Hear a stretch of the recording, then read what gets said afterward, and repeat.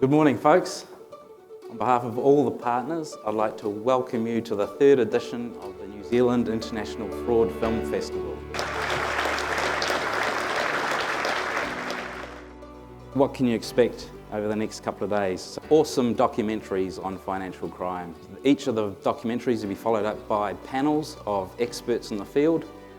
We've got two goals here. The first is to foster cross-industry collaboration, which is what today is all about. And then tomorrow, the goal is to raise public awareness. Please welcome to the stage Mr. Rob Everett.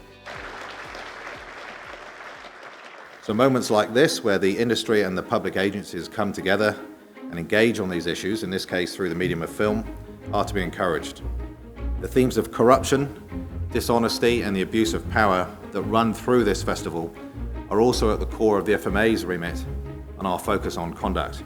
In line with the themes that you'll hear over the next couple of days, we want to see honesty and integrity, and we want to see a focus on the needs of the investor or the customer.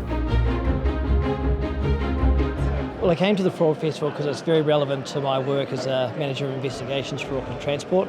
I also used to work for the Serious Fraud Office and the police before that, so it's an area which is very close to my line of work, and obviously such a relevant piece of work given what we're facing in the world today.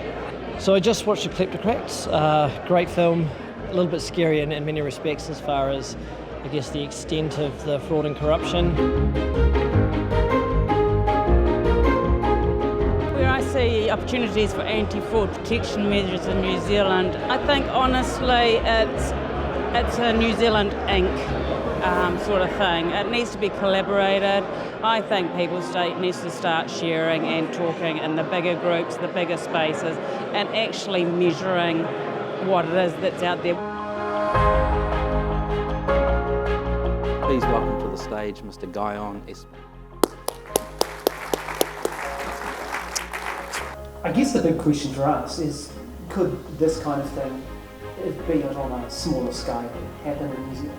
So after the movie there was a panel with Julie Reid and Nick Williams. It was a great panel. One of the things that stood out for me was the fact that there was talk about the culture within New Zealand, and particularly around whistleblowers, and the need to have a decent culture. We have an act which helps to protect those making whistleblowers, but it could be better, and there's lots of room for improvement.